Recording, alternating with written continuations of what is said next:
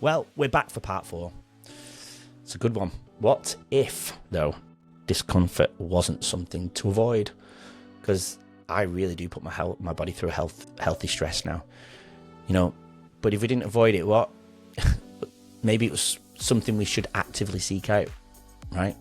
In the final part here on YouTube of Leading Our Own Way, Paul Taylor takes us through the powerful effects of cold water exposure, sleep and daily habits on mental resilience. Again, we get a little bit deeper into it. We've covered stress, fitness, mental toughness, and the impact of nutrition on brain health. It's been a major topic, but now we're diving into the practical everyday strategies that can help you to build unshakable resilience. From why cold water therapy.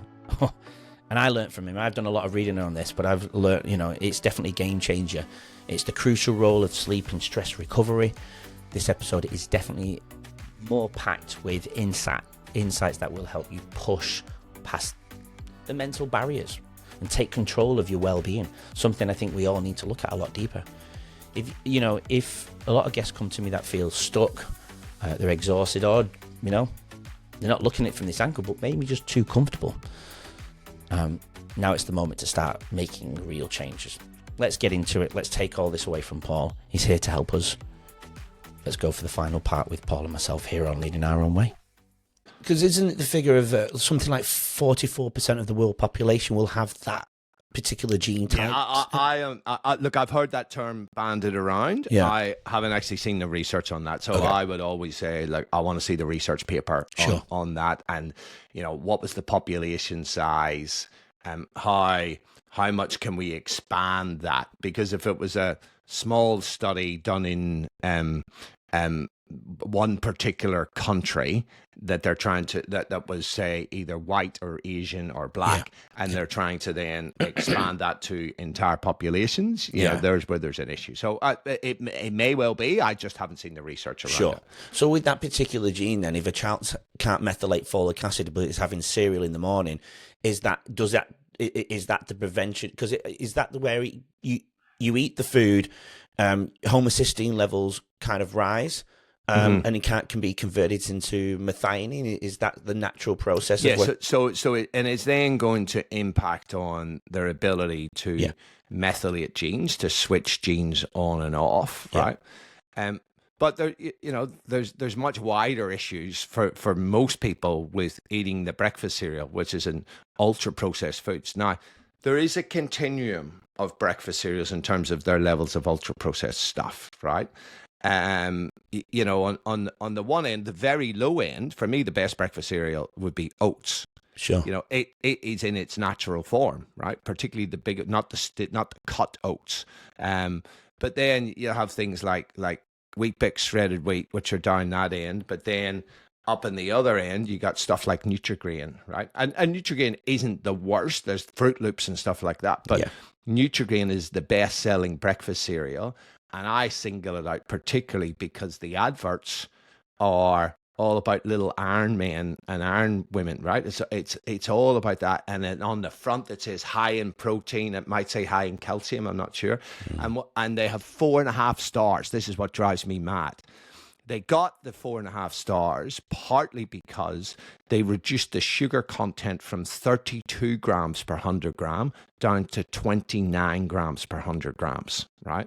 This is ultra processed shit, and it's the best selling breakfast cereal. And people think it's healthy because of the marketing and the stuff. I don't realize it's pretty much a third sugar. And it's not just that, it's the processing that goes into it that just makes it not a good choice at all. Isn't that the same with smoothies? Yeah, a lot of smoothies are very, very high in fructose, right? Yeah. Because they'll have a lot of fruit in them. And I'm a fan of eating a couple of pieces of whole fruit a day, but you look at the amount of fructose fruit that goes into a smoothie, and then they often add high fructose corn syrup and other stuff in there. And it's just ridiculous. And then you look at things like Big M, like chocolate milks. There's a ridiculous amount of sugar in one of those things, right? Yeah. And you got to think of little kids, 7, 8, 9, 10-year-olds, right? And the size of their body compared to ours. So it's like them getting 2.5 times the amount of sugar, right? So when you compare it to us in terms of body weight, so our kids are just full of sugar and processed shit and additives and flavor enhancers and preservatives that we now know disrupt the gut microbiome, and that drives a whole host of physical and mental conditions. Yeah, absolutely. I think we need to bring in your book here, Paul, because I've been saying for years, comfort is the acceleration of death. But I think yours is probably a nicer way of saying it, death by comfort. You're the author of Death by Comfort. Why write this book? What are you thinking when you put pen to paper when you begin this? Really, it's just about all the stuff that we've been talking about, just seeing that, you know, we have it easier than all of our ancestors. Yeah. Yet rates of physical and mental health issues are just going through the roof, right? And you see it much worse in brackets developed industrialized nations. Like the worst is the United States. UK is not far behind, and Australia and New Zealand aren't far behind either, which is really bloody scary, right? Considering the population. Not what I thought when I was coming out from the UK, but it's seeing the decline in our physical and mental health, and me just knowing that this is environmentally based, and you know, all the discussions and just the dodgy practices that the big food industry gets up to sow doubt in people's mind and stuff. And so I just wanted to write a book that made it really clear all the stuff that I knew about this, and just the fact that again, it's the fact that we are not moving because it's uncomfortable to exercise, that we're eating highly palatable comfort foods for long periods of time, that we are comforting ourselves with social media, with television, with all of those things. We're then destroying our sleep hygiene. And so I wanted to write a book that was like a one-stop shop for lifestyle and the changes that people can make, but also how to actually form habits. So there's a whole section on habit formation as well, right? Because knowledge is not power. Francis Bacon had it wrong. Consistently applied knowledge is power, is my view on that one. Yeah, I always say to the kids, knowledge isn't power. It's only powerful if you use it. Yeah, it's only powerful if you use it, right? Absolutely. Getting that and use it consistently, right? Consistency is key. Absolutely. You know, this is not about going on the lemon detox diet for 10 days or 2 weeks or some hardcore diet or shakes and then eating shit the rest of the year, right? It's not about joining a gym in January, getting all excited, going a number of times, and then by February, you're just giving them a direct debit that you don't actually use, you know? Yeah. It is about the stuff that you consistently do is the key thing. Yeah. Going with the way we've replaced happiness with pleasure, or contentment with pleasure at the moment, because I'm just constantly seeing pleasure hits everywhere. Our going back to your ancestors that you brought into it before, you know, our ancestors used to build huts, and it would take them, 3-4 hours to build the shelter that might have only lasted a few days because of maybe the weather conditions. And they would get the same dopamine hit that we would get now in a second. I mean, that for me is quite scary of how much we've, I suppose, advanced in the last even thousands of years, really. Particularly the last 100 years. Our human physiology just can't keep up with the way we're developing things, can it? Absolutely. Absolutely. And we are, I think actually, there's a psychiatrist from Harvard has written a brilliant book called Dopamine Nation. Yes. And I think everybody should read that book. But yeah, she summarizes it really well, that there's just cheap dopamine hits everywhere, right? From the food to the social media, and that's what doom scrolling happens, right? And I've done this a couple of times because I'm not big on social media, but every now and then I'll kind of get on it, and I'll be like 10 minutes later, I'm like, fucking hell, I'm still scrolling. What am I doing here? And it's that little dopamine hit that you get, particularly for the unexpected thing. And she makes a great point, actually, and there's a bunch of research around this, that dopamine that comes easy is very different to dopamine that you have to earn. So, for instance, you will get from the hunter-gatherers building a hut or us going and doing physical activity, you will get dopamine, but it's stuff that is earned. Yes. Whereas when stuff is easy, it then causes dopamine to crash later on, right? Whereas the stuff you have to do hard things to get it for, that's when you get a functional dopamine hit. So for me, there's functional dopamine versus dysfunctional, or adaptive versus maladaptive dopamine hits. And we get the maladaptive ones from the quick, easy things from the likes of social media and ultra-processed shit, right? Yeah, absolutely. Is it the same physiological response if somebody is on social media versus drinking alcohol? Look, it will be different. There's different neurotransmitter systems that are involved. Ultimately, they will end up in them getting dopamine. But alcohol. A lot of the reason why people drink alcohol is when they're stressed, because alcohol is actually a brain suppressant, so it releases the neurotransmitter GABA. Yeah. So when people are stressed, and a lot of people talk about dopamine and serotonin, and yes, they're really, really important. But the two major neurotransmitter systems in your brain are GABA and glutamate. Glutamate is excitatory, GABA is inhibitory, and we need those two things to be in balance. Now, when people are currently stressed and stimulated, it's glutamate, glutamate, glutamate, glutamate, right? And so you've had a stressful day, it's high glutamate, it's just your brain is going crazy. And most people understand after a while, just from Pavlovian learning, I'll sort the shit out, bring me alcohol, because alcohol will induce GABA, which quietens the brain down. Yeah. And that's why, particularly if people, and I don't subscribe to this, that everybody who drinks alcohol is trying to escape from negative emotions, but some people do, right? And particularly if they have problematic alcohol, because when they're drinking and getting drunk, there's that the brain quietens down, right? The noise quietens down, and they become into that more relaxed state. And so it does the same sort of stuff that benzodiazepines, things like Valium do. That's GABA, which is why people take it for anxiety, right? Yeah. Well, Paul, coming towards the end of the episode, and I appreciate your time because I know you've got a couple of sport events to go to for the children. I've got three final questions, but we mentioned it earlier, and those three questions will be answered very quickly. It sounds like a lot. However, cold water changed my life about 4 years ago. I'd like to think I did it before it became fashionable, but when I tell my friends and I tell people to look at it, just experiencing it and giving it a try, see if you can get past that painful barrier, give me some quick science around cellular level stuff around cold water exposure.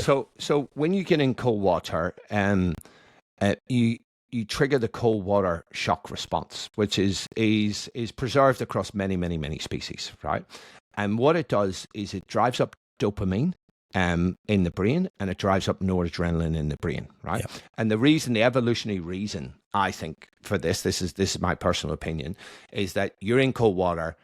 Oh my God, this is dangerous. So the body needs to take action. So the brain increases dopamine, which is about goal-directed behavior and motivation. So you're highly motivated to get the hell out of the water. Noradrenaline is about focused attention, to act, but it's also about mood as well. And so this is why when people do cold water exposure, they feel friggin' fantastic afterwards, right? And again, this is dopamine that has to be earned as well. So it's different stuff. Now, what we also know physiologically is that it's anti-inflammatory. And the reason why it would have been very useful for you is that ankylosing spondylitis, comes under the umbrella of autoimmune conditions. There is a brilliant piece of research. I can't remember who it does, but it was in Cell Metabolism, which is one of the top journals in the world, where they took a bunch of rats who had been bred to have multiple sclerosis, right? And half of the rats they forced to do cold water swimming. So they put them in a maze, a cold water maze, and they had to swim to get out of that maze. And what they found, and this was their hypothesis as well, was that in the rats who had to do the cold water swimming, they actually saw regrowing of the myelin sheath in multiple sclerosis. So the myelin sheath is you think of, this lead, any electrical cable, So you got the electric wire in there, and then you've got the insulation around it. That's what myelin is for the nervous system. So it insulates the nerves and it speeds up nerve conduction, and that's the problem in MS. But their theory was, and this is just, I love the brilliance in this, is that now the brain is being presented with two highly energy hungry challenges, right? Autoimmune conditions are very costly energetically because the immune system is very expensive to run. Anybody who's got any autoimmune condition knows that their energy is sapped, especially if they get an autoimmune attack, right? Now, cold water shock response is very energetically hungry. And so now the brain is presented with these two really hungry stimuli from an energy perspective, and it has to choose. And it will choose survival every day of the week. So it prioritizes the cold water shock response, dampens down the autoimmune response, and that's why people like you tend to find massive benefits from any autoimmune condition, right? But for the rest of us who don't have an autoimmune condition, the benefits of cold exposure are the increases in dopamine and noradrenaline that you get afterwards. And people will tell you they feel fantastic afterwards, right? Yeah. For me, it's also, there's a huge chunk of the psychology, which I think is underappreciated, about just doing hard stuff, right? And just having to go through that, and actually that achievement of doing something that is hard. I don't think we can emphasize the importance of that. But for me, it's that combination of the metabolic response, and also the neurotransmitter stuff, and the psychology of having done hard stuff and achieved something. Yeah, beautiful. That's, you just taught me something, because there was elements of that I didn't understand, I didn't realize beforehand. But I've always explained it differently. So unbelievable. I need to buy a refrigerated one, because the reason why I struggled this summer is because the water's warmer, because the ground's warmer, and I've not been getting that. I've got an old fridge. I've got an old fridge freezer. I saw it. Just put it in on the timer. Don't know how you do all the rest of it to keep. I'll have to look at. You'll have to teach me sometime. Just quickly, there's a scientific word for human healthy struggle, isn't there? Hormesis, is it? Is that right? Oh yeah. Oh yeah. Don't start down that pathway. That is a rabbit hole. Hormesis, be it sublethal exposure to stressors or toxins, which at high levels can kill you, but at low to moderate levels induce stress resistance. Right. Yep. Got you. Quickly then, because I know you've got to run. Future plans for yourself, Paul?